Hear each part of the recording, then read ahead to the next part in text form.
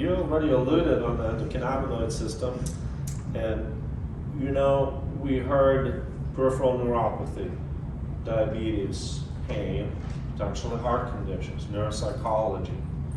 So I get this question, I'm going to ask you this question. Cannabis is a magic bullet for it all. It works for everything. Yeah. Of course, I'm being a little bit facetious. Why?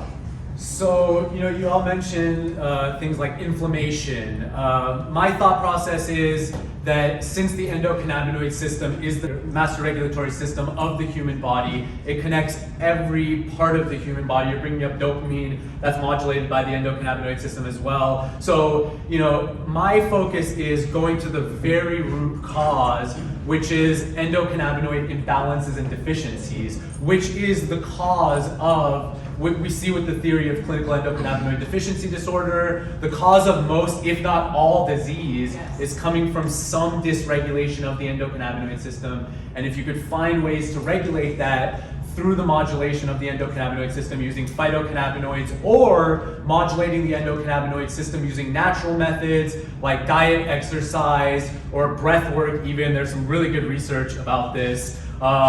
You could balance and regulate your endocannabinoid system, because in my mind, when I say health to me is a balanced and regulated endocannabinoid system. And if you have that, your entire system is going to be healthy. So I think that should be the primary target. And as we see, we have these different phytocannabinoids that have different targets, but then we have the pharmaceuticals as well. You can use the biosynthetic cannabinoids that can directly target certain sites. I want to answer what my favorite cannabinoid is too, because I love THC, delta-9 THC, but as far as general use case goes, I think CBD is amazing because it works on so many different receptor sites, whereas THC is very focused on CB1. CBD is just like every year we're learning some new site, like for example with GPR 55, is this cannabinoid receptor 3? I don't know, we don't know.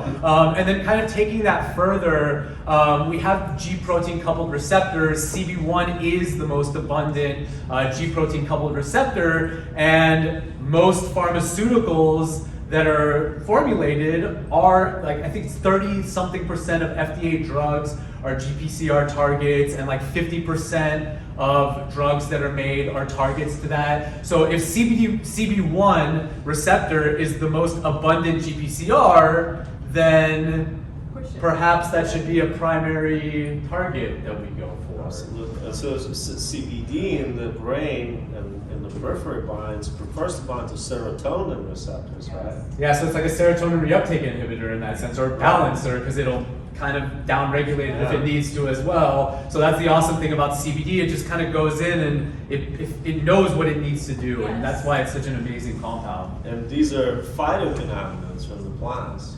Endocannabinoids, when we talk about endocannabinoid system, you alluded that there's ways of boosting endocannabinoid system. Yeah, so I look at CBD as an endocannabinoid mimetic and regulator. So I look at breath work and exercise as the same thing. So when I'm doing, if you guys have heard of Wim Hof and the Wim Hof method breath work, when they did the research on Wim Hof, they found that he was inducing a boost in endocannabinoids. And what we find is that the endocannabinoid anandamide has been called the bliss molecule, and that can work as nature's antidepressant or nature's anti-anxiety. And from there, we're directly targeting our endocannabinoid system.